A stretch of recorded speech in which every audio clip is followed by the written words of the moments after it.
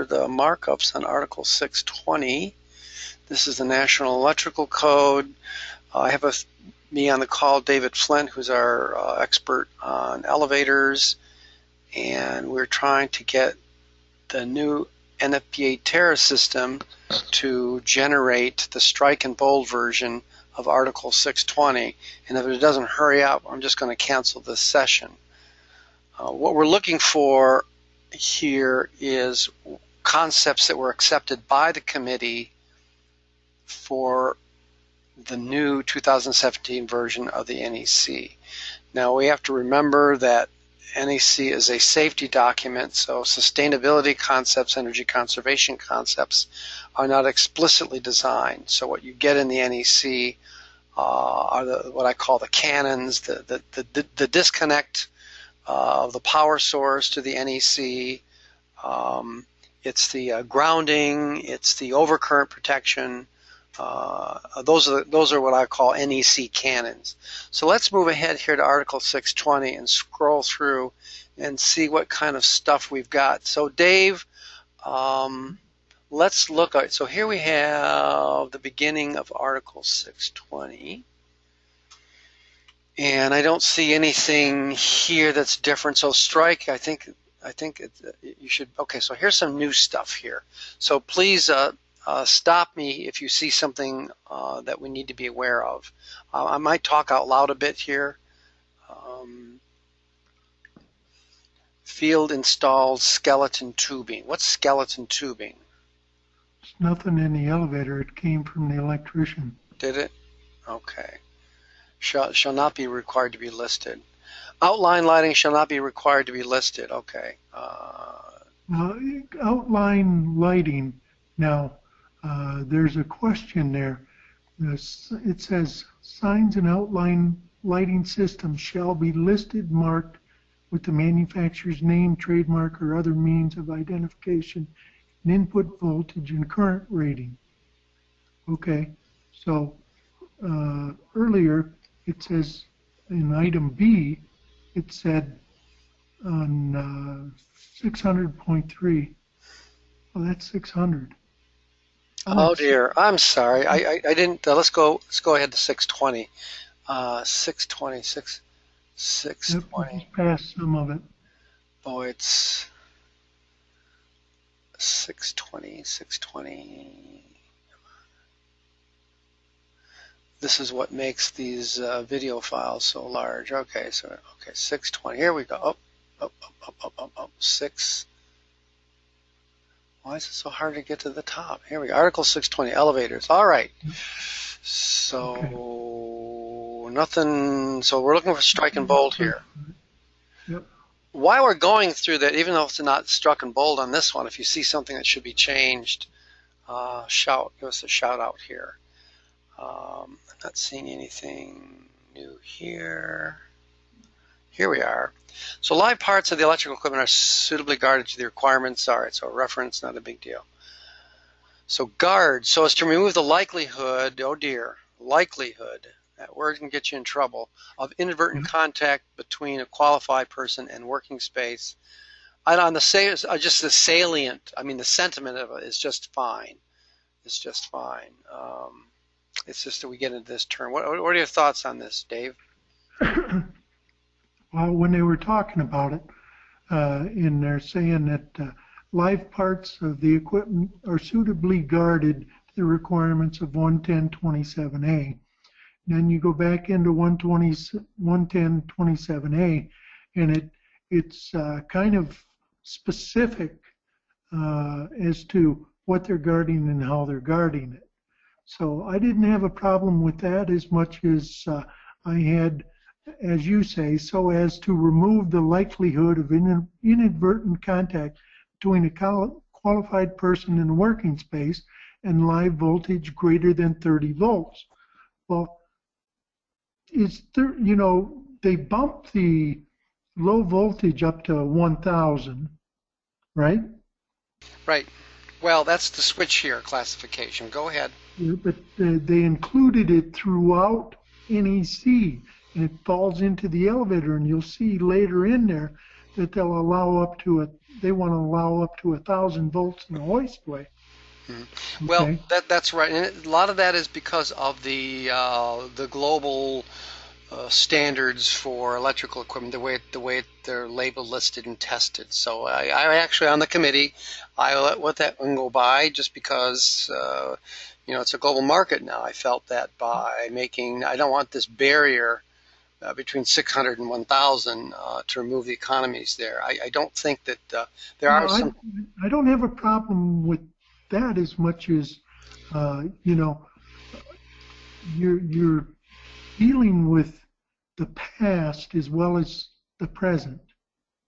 Okay, and a guy's going in and he's geared for 600 volts. Now he's got to be geared for 1,000 volts in the hoistway. It's too cumbersome. Right. Does that mean that he is, well, first of all that's de-energized in the hoistway, right? No. When he's in the hoistway, most of it's live. Okay. So the output, the DC output is 1,000 volts? No, it says the AC. Okay. In the change in NEC, it says the alternating current. Okay. All right. So I'm thinking, I don't, I don't know if there's drives that are doing outputs of 1,000 volts. I mean, that'd be a different kind of a motor. So, okay, I get it. All right. Well, I think because we have other ones going here, I just wanted to, we'll touch on this. We can dwell on in detail. But, yeah, that's a global change that got made throughout the NEC, and I think it's one that just helps us, our products move more seamlessly to other nations and vice versa. Yeah, but is it going to cost us more for the safety gear that the person's going to have to wear Yes. in the hoistway? It will cost us more. It will cost us more. I agree. It's going to cost us more. Right. Well, I cannot I can't put up a trade barrier to 1,000 volts equipment because the guy's got to have different. It's just when I lay out all the other. If I have to pick my battles, that's the one that I would probably. I would have other choices before I went after that one. But yeah, without question, he's going to have a different class. Now, of course, if you adopt my rule, which is you don't need as much, the transformers don't have to be as large as they are. If they're supplying that 1,000 volts on the secondary side, then you have less fault current and less incident energy. So more encouragement to adopt and to help us get our transformers down to size. Let's move ahead here, shall we, Dave? Okay. Marking. Marking. I don't have a problem with that. Okay. It shall be marked with a short, based on one of the following: of a listed assembly established by utilizing and approved of it is utilized, should be marked with a short circuit rating. Okay, based on, okay, so I'm not asking for incident energy necessarily. Okay. Let's see, cords. What do you think of this one here? Hoistways and pits. Power limited below. Okay, so what do you think of this one here? I have a little problem with it because you go down, cables used in Class 2 power limited circuits shall be permitted be installed between risers. It was between risers and they're moving on me. I'm sorry. I wanted to make it a little larger because the video of this will be a little bit where were we here? Hold on. Go back a little. No, you're too far down. Yep, too far. Keep going back. Keep going back. Right there. No. Go back to 626 or 4.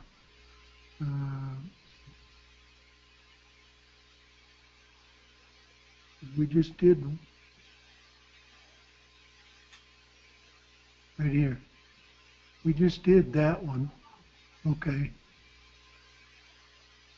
Hoistway door lock wiring, flame retardant and suitable for a temperature of not less than 2. Yeah, that's the way it is now, only it wasn't worded the same way. So it's basically only a change in wording. Okay. You can see this easier, is that right? Yeah. Okay, that was my point. I want to throw you off.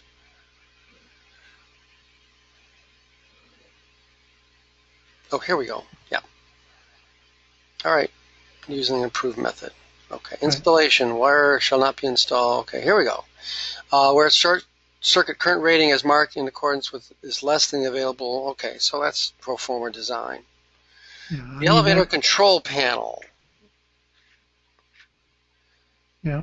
No designer would do that. I think they're bringing it out, make it explicit. So okay, yeah, that's fair. It's a good idea. That's just the same thing. Yeah. Here we go. Elevator hoistways and pits. So here we go. Cables used in Class 2 power limited circuits shall be permitted. Okay, and I think their language is improper. Okay, because if you read it, it says cables used in Class 2 power limited circuits shall be permitted, provided the cables are supported and protected from physical damage iron of a jacketed and flame retardant type. And I don't have a problem with that. I think when they use the shall be permitted construction, it's meant to going to give designers a nudge. I think there's a lot of code and legal purists that would strike down shall be permitted, but it seems to have a legacy understanding in the NFPA universe. So I because if you want it that way, don't give them shall or will or anything like that. Yeah. Just say, look, this is what's required. Yeah. But they keep making sure the enforcement say, even though the code says nothing, I don't like it. So they put that in there to keep the enforcement at bay. Okay. But if you go down to the next paragraph, B, okay, flexible cords and cables that are components or of listed equipment and used in circuits operating at 30 volts or less or 42 volts DC or less shall be permitted. And they took out the length. Before, they always limited it to the length of a power cord to a device. Okay? Now they're giving them unlimited, although they moved it down to the next, they didn't highlight it. Okay. So I don't see any big gripe there. All right, done this here. Right there's one. Yep. Let's see. That's the same. Just carry That's it through. the same.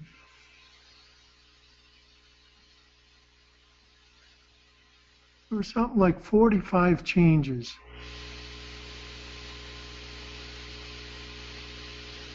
Right here.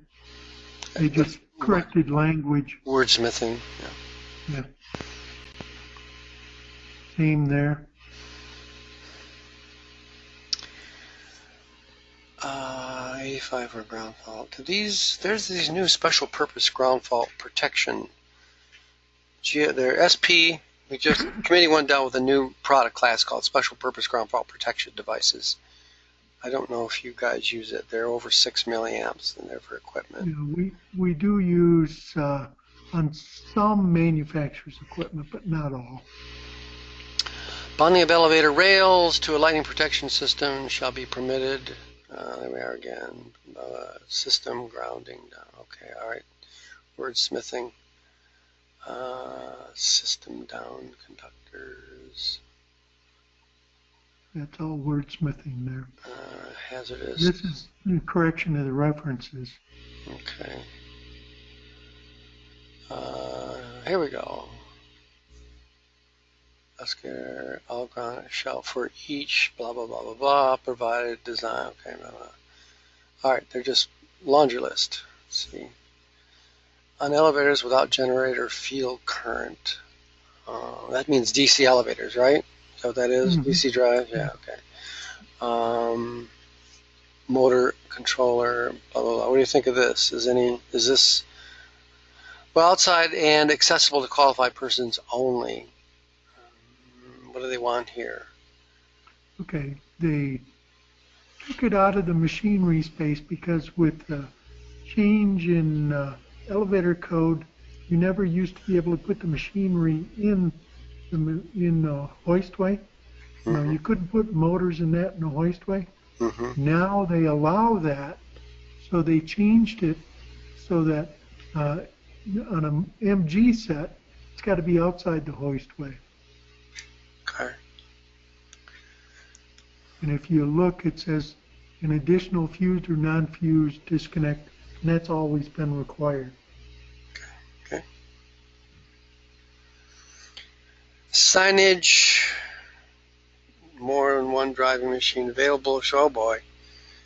As used, it shall be legibly marked in the field. The maximum measure shall include. Blah, blah, blah. There's our friends in the short circuit calculation community. Yeah. All right. Well, I mean, that's by the controller manufacturer. Okay. Where an elevator control panel is used, it shall be legibly marked in a field with the maximum available short circuit current. That's what we're going through at the university, doing all the short circuit studies. Why do we want to pay for it? We want them to pay for it. Well, it's our system. So I've been on both sides of that. I see this particular, I don't want to call them a lobby, but I guess I just did. But they're concerned, I guess from a designer standpoint, downstream of the service point in most commercial buildings, this is not money well spent. I would rather see them do the calculations to get the darn transformer down to reasonable size. So that's another discussion, but I see this on my committee. Taken to its natural extent, they would be having short circuit calculations in every light switch. So I'll just leave it at that. Sorry, Jim. These are some of my friends on the NEC. They're probably going to hear this, and they'll say, "I helped you out, but then there is a limit. You guys there's other stuff we need to go after. I want my votes on my transformer reduction proposals. Well, this has played itself out. We've been beating this for 12 years. Time to move on. Not that it's not important, but in the range of all risks, we've got this down fairly well. So that's all I'll say. Where any of the disconnecting means have been designated by a supplying surge protection. Well, isn't that nice? Supplying. Well, there's a little bit of marketing there. Ain't that America? Quite a bit of marketing there. Yeah, all right. Okay. I didn't see that one. Yeah, there'll be surge protections on the bottom of my shoe before long. Okay. What else do we have here? Shall be this ground fault sooner. Okay. Is okay. All right. Fair enough. Not a big deal. Regenerative power is always of interest to me. Means shall be provided to absorb. For elevator systems that regenerate power back to the power source that's unable to absorb, a means shall be provided to absorb. What do they mean? What do you mean a means shall be provided to absorb this power? Means that the building's got to be able to reabsorb the power. Yeah, but if it's coming from, so that is a very odd pathology there. I can see if you have a dedicated source. I think all elevators are supplied from the service equipment. Is that right? Well, you got to back up a little bit, because the elevator, a traction elevator, especially DC, would always regenerate power into the line. You had to do a filtering network in it in order to dissipate that power. Okay. And if you go up to Fleming, it's an AC machine. It has a regenerative system that's used for braking, for dynamic braking, and then you turn around and you have to filter it so that it doesn't go back into the building supply, causing computer problems. So that's what they're trying to do, is trying to make sure that the elevator does not create a regenerative issue in a building that destroys their computer systems. Yeah, so I imagine that if it's an AC device, there's harmonics you have to deal with. So I guess now I understand a little more deeply. Okay. All right, that's why there's no changes there. Well, see, what happens, Mike, is that when a car is traveling, if it's an empty car up, okay? That's a good load for the building. Mm-hmm. Empty car down is the toughest load on the building Okay, because you're trying to overhaul the counterweights, which are 40 to 50% heavier. mm-hmm.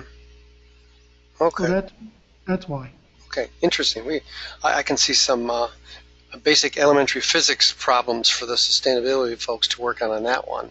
Oh, Always absolutely. fascinated by this because you're dealing with power angles and such. Okay, well, that's the end right now. I think it's a fair look at this. I don't see, we see half of its wordsmithing, 1/4 just pure American opportunism, and the other 25%, I think, probably not worth dealing with unless you feel so moved. I'll take your judgment. Nothing that's going to create additional cost to us. Yeah. Okay, good. We'll work on the energy conservation and the design. As always, again, the scope of this document of the NEC is electrical safety. We're not dealing with energy conservation approaches to the regenerative problem. We're not talking about how many elevators we've got or how big they have to be or what the path of egress looks like or how this provide emergency power. That's not what we're dealing with here. This is just the supply circuit itself to the elevator. So with that, I think we put a good solid hour in here, Dave. And well, I wanted to tell you that I got the notice to do the safety, and I completed it earlier today, just so that you're aware if anybody asks. Okay, good. Let me stop the recording. So I'll be posting this on the E&H website.